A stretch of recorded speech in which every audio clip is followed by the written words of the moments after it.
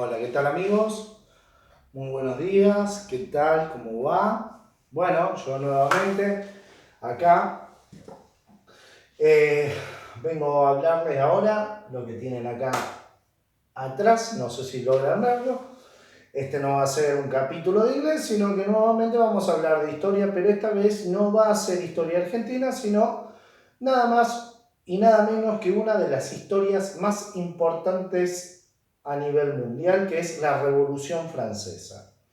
¿Por qué razón la Revolución Francesa va a ser una de las historias más importantes del mundo? Por lo siguiente. Primero y principal, quiero que tengan en mente que hemos adquirido los derechos civiles de ciudadanos a través de esta revolución, gracias a la pelea intempestiva entre los franceses y de aquel sistema político monárquico absolutista contra la Iglesia a la vez, del cual poseía Francia en aquel entonces. Tengamos en mente que la Iglesia y el poder monárquico de aquel entonces no dejaban ni aseguraban la libertad civil ni aseguraban los derechos civiles de los ciudadanos. Entonces, esto va a traer consigo una especie de odio hacia el sistema monárquico y absolutista, como también va a traer ciertos acontecimientos que vienen aparejados de la economía, que en aquel entonces podríamos hablar como para que tengan en claro qué era lo que acontecía en Francia y lo que lo va a propulsar, lo que lo va a impulsar a los franceses a tomar esta decisión de lucha de aquel entonces. Si bien es cierto, en aquel entonces, en el año 1789, está datando esta historia, se encontraba al mando de Francia aquel rey llamado Luis XVI junto con su esposa María Antonieta, en los cuales ellos prácticamente no van a llevar bien el mandato, por dos razones. Luis XVI era una persona totalmente apática, sin ningún tipo de sentimientos.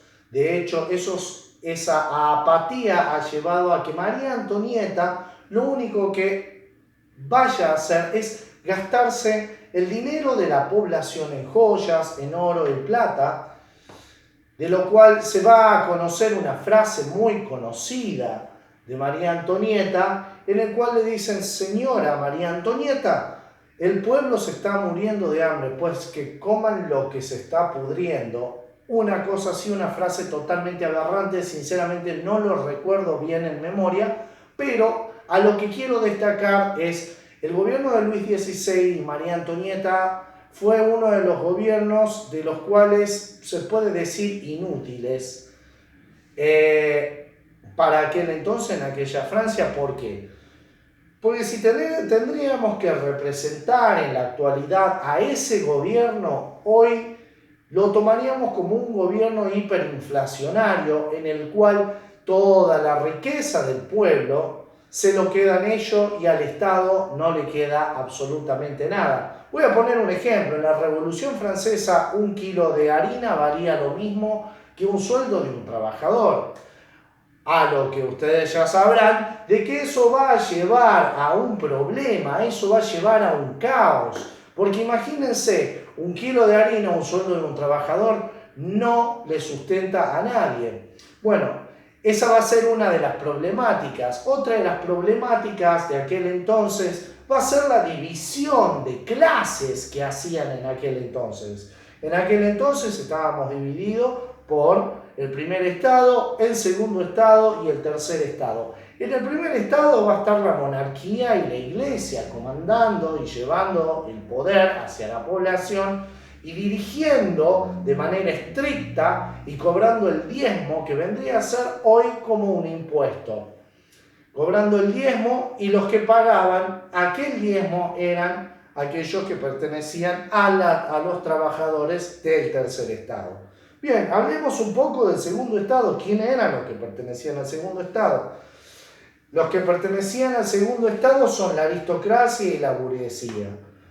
La aristocracia y la burguesía no van a ser uno de los grandes protagonistas en esta Revolución Francesa, pero sí más adelante vamos a hablar de la Revolución Industrial, a donde van a llevar un protagonismo muy marcado la aristocracia y la burguesía. Pero bueno, volviendo al tema, la Revolución Francesa comienza a partir de la toma de la Bastilla. La Bastilla era una cárcel, ícono y símbolo de la monarquía absolutista, de ese absolutismo bien marcado que tenía Francia, en donde habitaban presos que eran justos o injustamente apresados, lo cual los franceses deciden tomarlo como muestra de su fuerza. Luego van a atacar el Palacio de Versalles, donde residían estos dos reyes, tanto María Antonieta como Luis XVI, a donde ellos por primera vez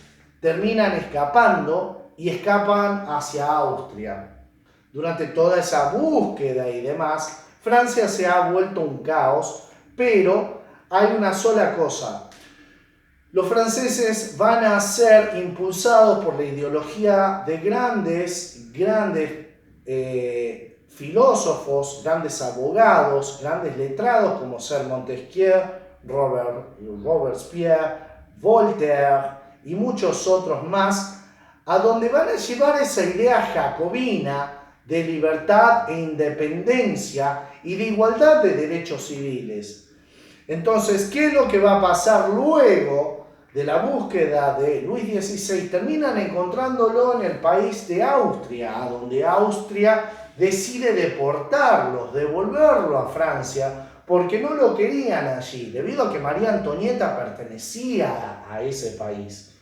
Bueno, dadas las casualidades y demás, Luis XVI termina siendo ejecutado por el nuevo invento que había creado un tal señor de apellido Guillotin, que en francés se pronuncia guillotín.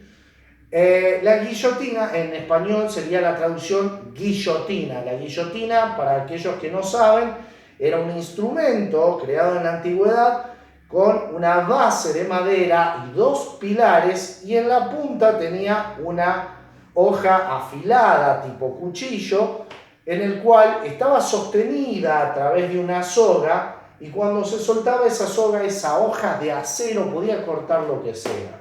Bien, ¿qué es lo que hacen estos franceses? Deciden estrenarla, la guillotina, por primera vez con la cabeza de Luis XVI, y así dar por terminada la vida de este monarca, de este rey.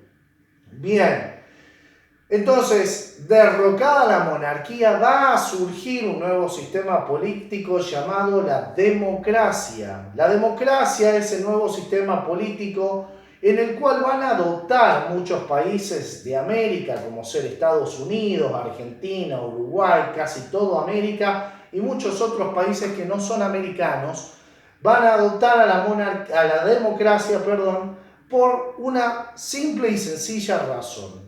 La van a adoptar por la igualdad jurídica de cada uno de los ciudadanos, por el libre culto, por la libertad de expresión y la libertad de los derechos civiles que van a tener cada uno de los ciudadanos. Por esa razón van a decidir voltear, sacar, suprimir de manera, desarraigar de manera eterna a la monarquía, y a la iglesia la van a sacar del mandato, y por primera vez se va a regir por leyes hechas por los hombres. Bien, chicos, tengan en cuenta de que la Revolución Francesa no es otra de las simples historias que estamos acostumbrados a escuchar, si bien todas las historias de todos los mundos, de todos los continentes, son preciosas y de todas las culturas, pero la Revolución Francesa, a mi parecer, es considerada una de las mejores. Si bien se la he contado a la brevedad, espero que le haya gustado mi historia, como se la conté. Para la siguiente clase, para el siguiente video, prometo contarles sobre la Revolución Industrial. Bueno, chicos, que tengan un muy buen día. Les mando un fuerte beso y abrazo. Hasta luego.